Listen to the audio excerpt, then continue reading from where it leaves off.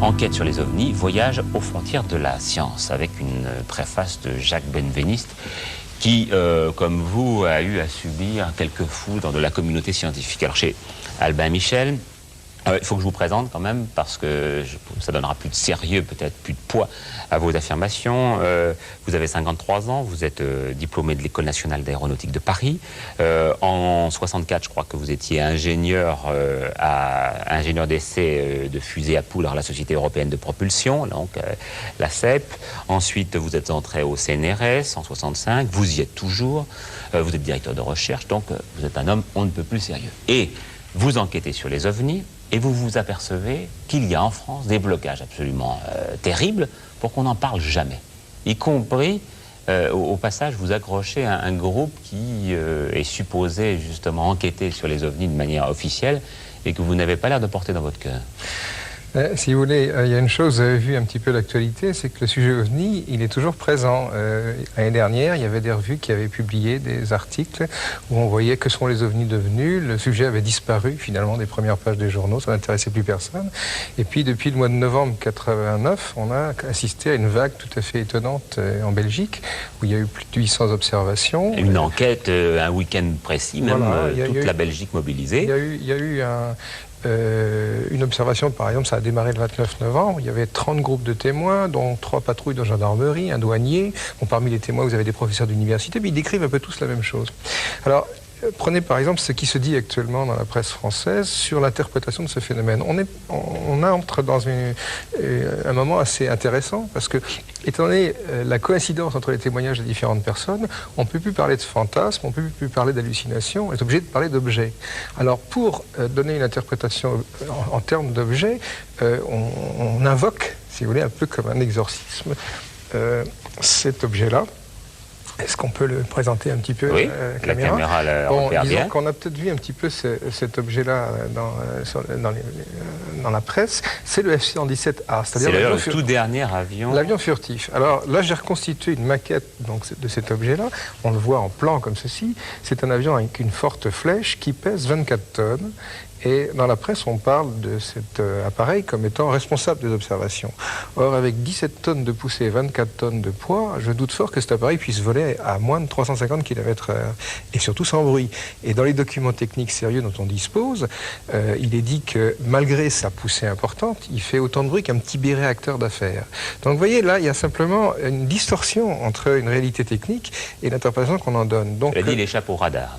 Il échappe au radar, ça c'est une chose. Je veux dire que pour ce qui est du silence, et pour ce qui est du comportement, c'est un appareil qui ne peut absolument pas faire du stationnaire. Donc, en tant que scientifique, si vous voulez, simplement, moi, ce que je voulais dire, c'est que je demandais un peu plus de sérieux dans l'analyse des problèmes.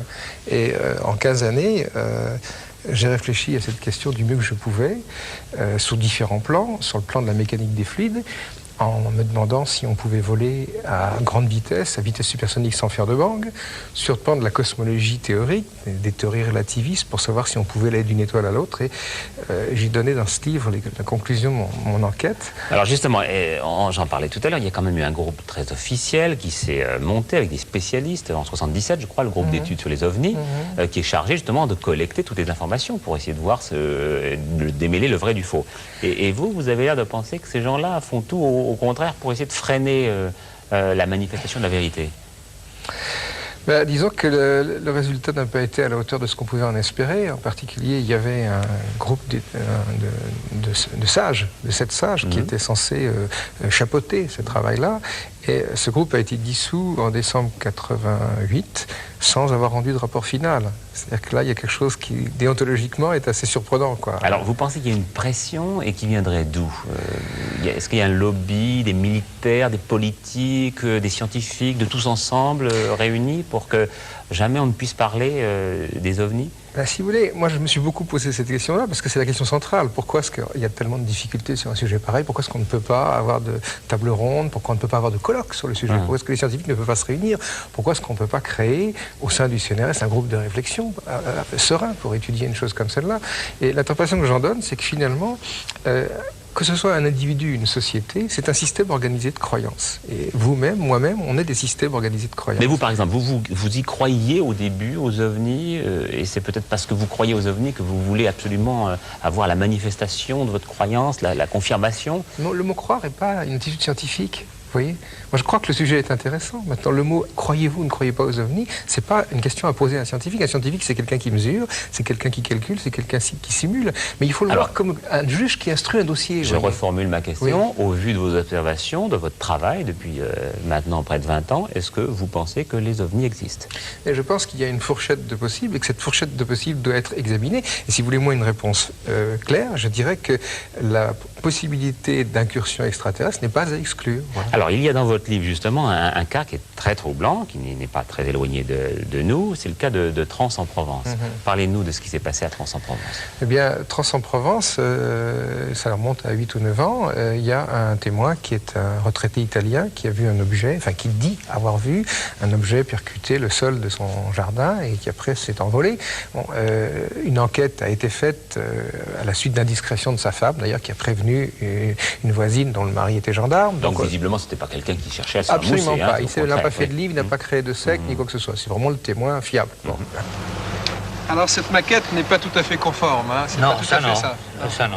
Il y avait une sorte de face plane, comme ça, ici, de bande plane, plane. Mais la dimension, c'est à peu près ça. La dimension, oui, pourquoi? Là, ça vient un peu plus plat. Un peu plus plat, mais la largeur et la hauteur, c'était à peu près ça. Oui, 1,50 m environ, oui. Tout, là, ça passait. Et la couleur, c'était bon aussi. Oui. Et il n'y a pas eu de poussière, alors? Il n'y a pas eu de poussière ou... Non, juste une idée de poussière. Juste quelque chose comme ça. Et là, il est descendu du pain, là-haut? Ah, moi, quand j'ai l'aperçu, moi, qu'il est en train de travailler, là. Oui, oui. L'aperçu, là. Avec un très faible sifflement. Oui, un petit sifflement, comme un divan. Et à la suite de ça, le hasard a fait que Michel Bougnas, qui est directeur de recherche à l'Institut national d'agronomie, a fait une étude assez fouillée et sans a priori, puisqu'il n'était pas spécialement intéressé par le sujet, sur les traces biochimiques que cet objet-là avait laissées sur le sol. Et il en est ressorti quelque chose d'objectif assez intéressant. Et alors, la logique aurait voulu que, étant donné qu'on arrivait à attraper quelque chose de ce phénomène, on systématise ce genre d'études. Après Trans, on n'a plus fait ce genre d'analyse parce que ça demande des moyens, ça demande de l'argent.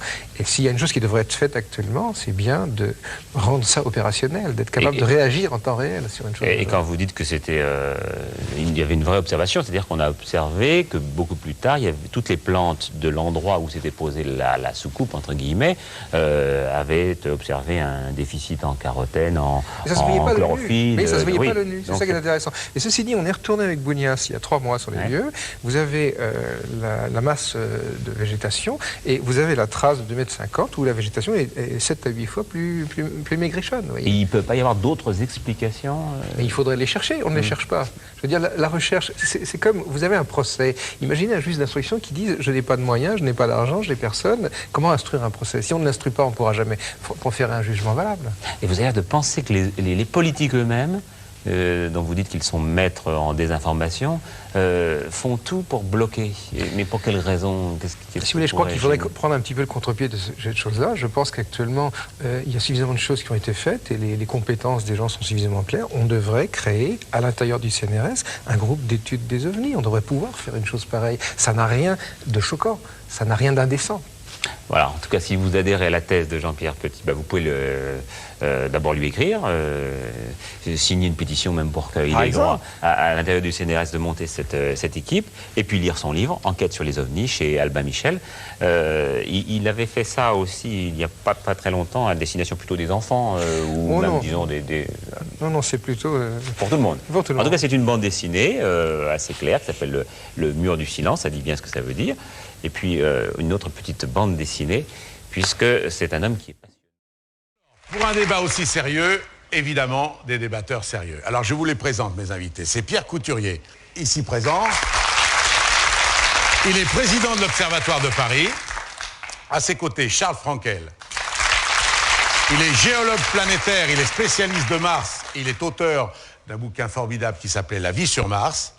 Alors, je dois dire que ces deux messieurs, qui sont des scientifiques de formation, contestent totalement, en tout cas contestent la présence et d'ovnis et d'extraterrestres tels qu'on a l'habitude de les présenter, ou tout du moins d'en parler. Hein. Je crois qu'être fidèle.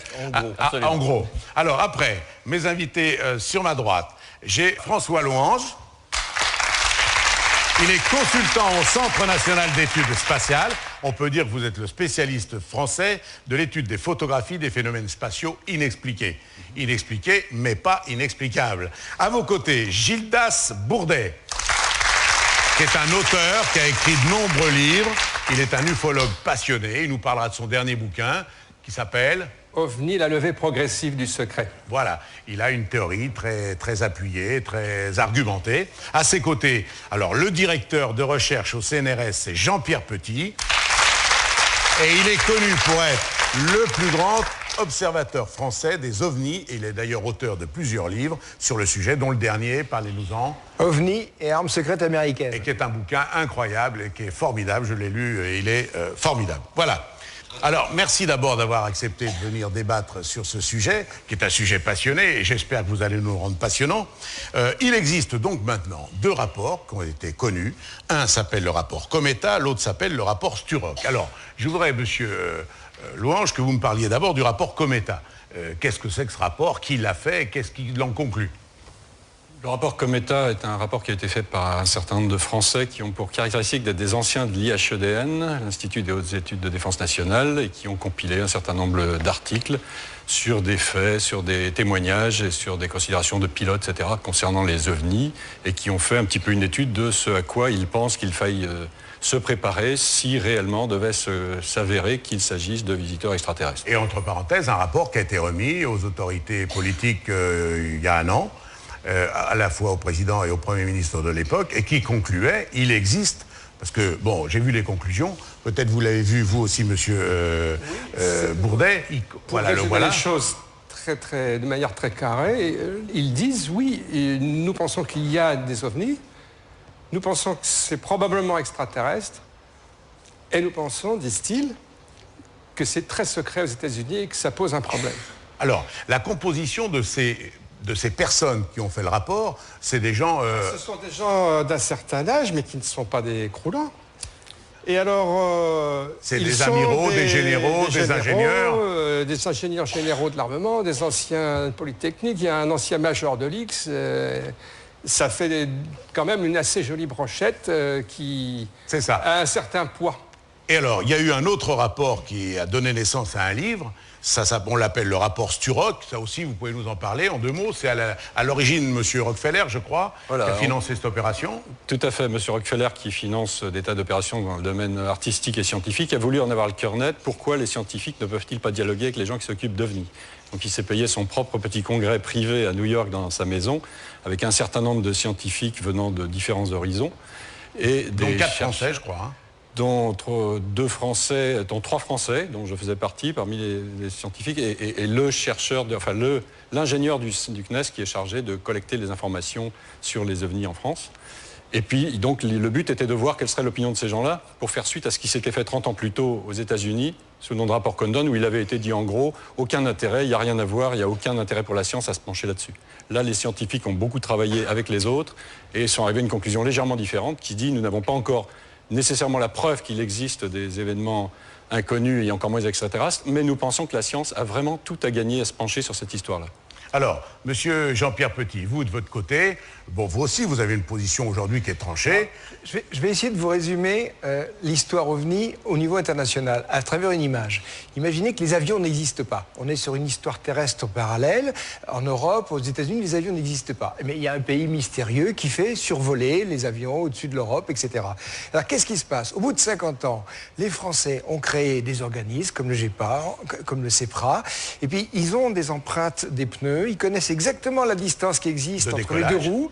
Tandis que les Américains, ils ont récupéré une épave, ils ont fabriqué un avion et ils volent dedans. Et on en parlera tout à l'heure. Par exemple, celui-là. Alors, maintenant, qu'est-ce qui nous fait dire aujourd'hui, et quel est le point d'accord qu'il peut y avoir entre les gens qui, comme vous, ont une formation, ont l'habitude d'aborder ces questions, et des scientifiques qui, eux, le contestent? Je voudrais qu'on parle des points d'accord. Est-ce que, selon vous, il existe, oui ou non, une vie en dehors de notre vie, dans un système, quel qu'il soit, le nôtre ou un autre. Première question, Monsieur Couturier. Alors, ce qui a été validé par une approche scientifique, c'est que il est fort probable, et c'est un thème qui est très en pointe à l'heure actuelle dans nos recherches, il est fort probable qu'il y a des tas de systèmes planétaires dans l'univers, que dans ces milliards de systèmes planétaires qui peuvent exister dans notre univers, il est très probable qu'il y a des moyens de développer une chimie qui amène à la vie. Donc nous sommes persuadés qu'il y a de la vie extraterrestre quelque part. Maintenant, il y a un autre problème, c'est est-ce que s'il existe une vie dans d'autres systèmes planétaires que le nôtre, est-ce qu'il y a des chances qu'ils puissent venir, même s'ils connaissent depuis très longtemps des moyens de locomotion sophistiqués, est-ce qu'il y a des chances qu'ils puissent venir nous rencontrer et venir... Ne serait-ce que communiquer. Etc. Alors là, on peut vous dire que scientifiquement, on a pour l'instant tout ce qui a pu être publié montre l'impossibilité qu'il y a de communiquer sur une échelle, sur une très faible probabilité de se propager dans l'univers à des vitesses suffisamment grandes, avec des munitions suffisamment grandes pour se nourrir et pour maintenir la vie. On n'a pas trouvé encore un article scientifique qui nous explique comment ça marche. Ce qui ne veut pas dire qu'on n'arrivera pas un jour à le faire. Mais l'approche scientifique exclut pour l'instant ceci. Alors regardez. C'est quoi l'approche scientifique? Attendez. Alors, monsieur dit... Très peu de chances, par contre, que cette vie soit en contact d'une manière ou d'une autre avec nous. Alors et moi, vous je vais dire la chose suivante. Vous parlez de l'article publié dans des revues avec référés. Moi, je l'ai fait. Tous mes travaux scientifiques ont été publiés dans des congrès internationaux, dans des revues avec référés. Vous le savez, ne faites pas cette tête-là, vous le savez très bien. Je suis aussi spécialiste en cosmologie théorique. Vous savez très bien que les modèles cosmologiques actuellement se cassent la figure, comme c'est pas croyable. Les revues scientifiques en sont pleines. Toute notre vision de l'univers est en train de se refondre. Donc cette vision scientifique, cette espèce d'approche scientifique que vous invoquez, c'est quelque chose qui est en train de tomber en désuétude. Ah oui, absolument. Vous êtes directeur de recherche? Mais absolument, je suis directeur de recherche. Le modèle cosmologique actuel a du plomb dans l'aile, tout le monde le sait. Si vous ne le savez pas, renseignez-vous. Attendez, on ne parle pas de cosmologie, qui est un sujet totalement différent. Il a du plomb dans l'aile comme toute science. Attendez, pour les gens, on va expliquer. Qu'est-ce que c'est la cosmologie? C'est la conception qu'on a de la structure de l'univers. Lorsque M. Couturier parle de l'impossibilité d'aller d'une planète à l'autre, c'est parce qu'il ça revient à dire on n'est pas... Par rapport à nos connaissances à nous. Par rapport à nos connaissances du moment. On va commencer dans l'ordre. Voilà. Puisque vous parlez, on va prendre pour que les gens comprennent bien. Est-ce qu'on peut connecter la certitude qu'il existe une vie quelque part et la certitude qu'il y a des ovnis l'un avec l'autre? Alors, à votre avis? À mon avis, il faudrait poser le problème au départ. Vous nous aviez dit que nous avions parlé d'ovnis. La question qui a été soulevée, qui est extrêmement intéressante, est celle de SETI, la recherche d'intelligence extraterrestre. Et il est possible, après tout, qu'il y ait un rapport entre les deux, mais il n'y a aucune certitude. Le problème des ovnis, c'est un problème qui est mondial, qui est qu'un tas de gens voient des choses extrêmement troublantes, parfois très troublantes, qu'un tas d'appareils font des enregistrements qui sont non compréhensibles, des photos, des enregistrements radar, etc. Que derrière ça, si on fait un tout petit peu de travail, on s'aperçoit qu'une grosse partie peut s'expliquer, que les gens de bonne foi, parce qu'il y a peu de tricheurs finalement, se sont trompés. Mais il en reste plein. Et le problème des ovnis, c'est de trouver l'explication de tout ça. C'est pas forcément une seule explication, ça peut en être plusieurs. Certaines, de façon sûre, relèvent de phénomènes atmosphériques qui, pour certains, n'étaient pas connus il y a 5 ans, qui aujourd'hui expliquent certaines des observations. Donc, lier forcément l'histoire, les gens voient des choses à des extraterrestres, déjà, c'est franchir un pas qui me paraît un petit peu osé aujourd'hui. Il est possible qu'il y ait de ça, mais on n'en sait rien. Pourquoi est-ce qu'on ne le fait pas? Pour le faire, il faut le démontrer. D'accord. Déjà. Alors, votre avis à vous?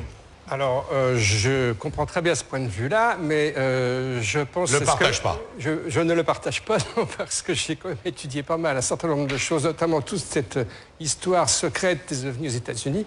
C'est très important et c'est encore assez peu connu en France. J'en ai parlé avec beaucoup de gens qui sont certains des physiciens. Par exemple, le professeur Auguste Messen me disait, je me souviens... c'est pas un révolutionnaire, qui me disait, mais il faut aller plus loin. Et il s'intéresse beaucoup à Roswell, quelqu'un comme le professeur Messen. Donc, il y a des dossiers comme l'affaire Roswell qui prouvent, ou qui sont des quasi-preuves, si vous voulez, si on les examine sérieusement, qu'il y a non seulement qu'il y a des extraterrestres, mais qu'on en a les preuves de leur existence, que les Américains ont ces preuves. Je voudrais intervenir parce que je suis allé à Brighton à un colloque sur la propulsion avancée. Là, j'ai rencontré des scientifiques américains qui travaillaient sur les bras de programme américains. Au cours de ces conversations, ils m'ont dit on a récupéré une épave à Roswell et on l'a reconstituée. Et vous avez là un engin qui s'appelle Aurora, qui n'est rien d'autre que la reconstitution de l'épave de Roswell. Ça a simplement pris 50 ans. Ça vole depuis 12 ans. Ça a pris 50 ans, ça fait 12 ans que ça vole. Alors montrez-nous le procédé. Alors, je vais vous expliquer un peu comment ça vole, parce que ça, c'est une image que... Parce que personne n'est au courant. Tout le monde, les scientifiques savent qu'Aurora existe. Hein. Vous allez nous critiquer le sujet après. Absolument. Mais laissez-moi au moins expliquer comment ça fonctionne. Au départ, vous avez un appareil comme ça, qui est simplement une aile volante à très forte flèche, avec 4 turboréacteurs. Il décolle par ses propres moyens, il monte à Mach 2, Mach 3, etc. Quand il arrive à 30 km d'altitude, à ce moment-là, il change complètement de configuration. En dessous, l'entrée d'air se referme. Vous avez ici Aurora dans sa deuxième configuration, avec son entrée d'air refermée. Ici, ses turboréacteurs. Et vous avez une deuxième entrée d'air qui se manifeste sur le dessus, qui s'ouvre, qui comporte ici un système MHD qui ralentit l'air.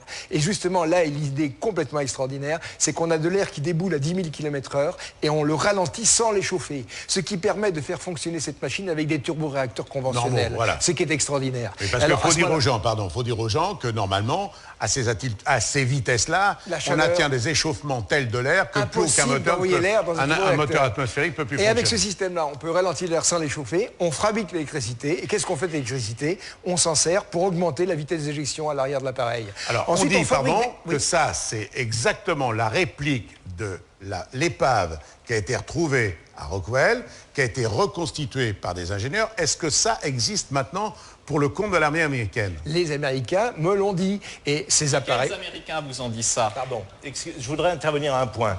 Je voudrais revenir sur le problème de la méthode scientifique. Je n'exclus nullement que des appareils de locomotion basés sur les moteurs à plasma qu'on utilise couramment dans le spatial, le moteur à plasma est l'un des prototypes dont on cherche de l'utiliser dans les systèmes spatiaux pour les grands voyages interplanétaires. Donc, il y a des moteurs à plasma, on sait que ça peut marcher et ça peut donner des résultats intéressants. Cependant, ce que je voudrais dire... Où des espions russes avaient rencontré des espions américains et ils s'étaient tous dit mais on croyait que c'était vous qui nous envoyiez ça. Singulier de l'OVNI, c'est un déplacement en air dense à très grande vitesse, donc ça devrait faire un bang. Avant, dans le temps, un avion supersonique passait, il cassait les vitres. Tandis que si vous preniez un OVNI qui passe à Mach 5, 6 au-dessus d'un village, il effondrerait les toitures. Hein? Carrément, bah oui, vous avez une onde de choc. Vous savez, l'onde de choc, c'est l'équivalent des vagues d'étrave des bateaux. Imaginez un croiseur qui arrive à 200 km/h devant le port de Marseille, il casse tout. Il fait une vague énorme, voilà, c'est tout. Comment dire, ce qui est extraordinaire, c'est, et ça, je crois que personne ne s'en doute, c'est que derrière cette façade, il n'y a rien. C'est-à-dire que c'est ce qu'on a pu faire de mieux en France. On m'a proposé d'être vulgarisateur avec l'appui du CNRS. J'ai été mis dans une commission information scientifique et technique. Hein. Et puis, ma foi, on m'a dit, vous savez, si vous voulez aller visiter n'importe quel musée des sciences dans le monde, au Japon, n'importe quoi, vous nous le dites, on vous envoie. J'aurai une vie de patachon. Mais le prix à payer, c'est vous arrêtez vos conneries avec les OVNI. Là, j'ai dit non. Donc, c'était fini. J'ai loupé ma chance. Mais faut savoir ce qu'on veut. Est-ce qu'on veut se regarder dans une glace le matin ou pas? Les militaires ont peur, les politiques ont peur, les religieux ont peur. Imaginez, toutes les religions du monde, tout d'un coup, ils sont confrontés à des choses. On dirait, écoutez, ça s'est pas passé comme vous le croyez. Quoi. C'est la catastrophe. En fait, les gens s'en foutent, vous savez, c'est ça le problème. C'est que, bon, essayez d'intervenir auprès d'un politique. Vous lui dites, les ovnis, le type va dire, oh là là, vous savez, la crise, les manifestants, ceci, l'Afghanistan... Hein. Le ministre de la Défense, lui, est intéressé par les opérations militaires d'Afghanistan. Vous parlez des ovnis, ils s'en foutent. C'est un problème qui a été rangé au niveau du folklore. La communauté scientifique internationale a toujours freiné des 4 fers vis-à-vis de toute étude sérieuse du phénomène OVNI pour 2 raisons. La première, c'est que cela lui semblait contredire les lois de la physique.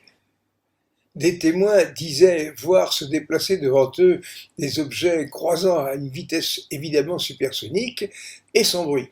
Et le mécanicien des flûtes disait ça n'est pas possible, il devrait y avoir des ondes de choc qui feraient un bruit infernal.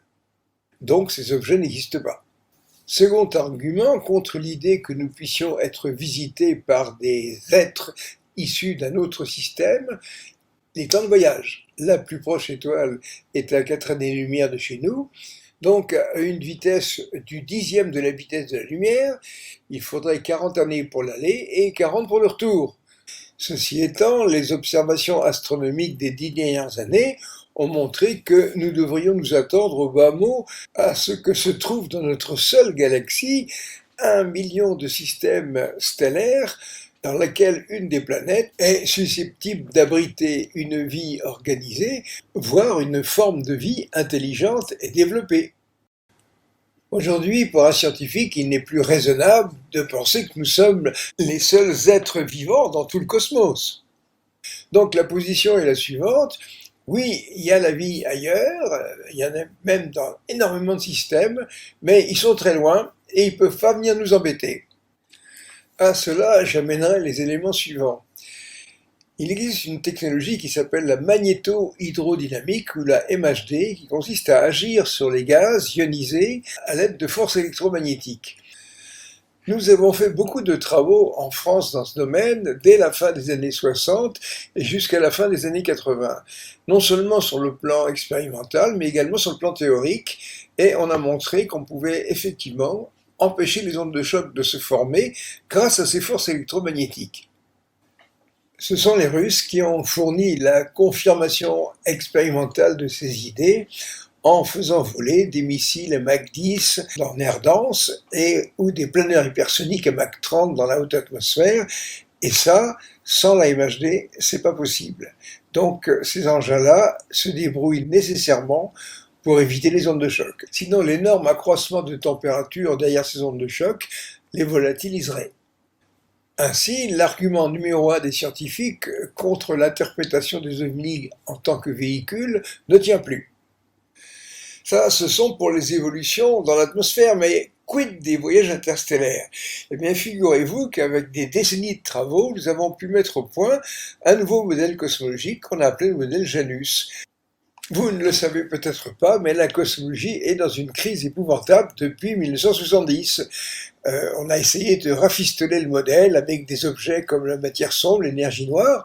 Malheureusement, on ne les trouve pas. Et le modèle Janus apporte une autre solution en disant que dans l'univers, eh bien, il y a des masses négatives.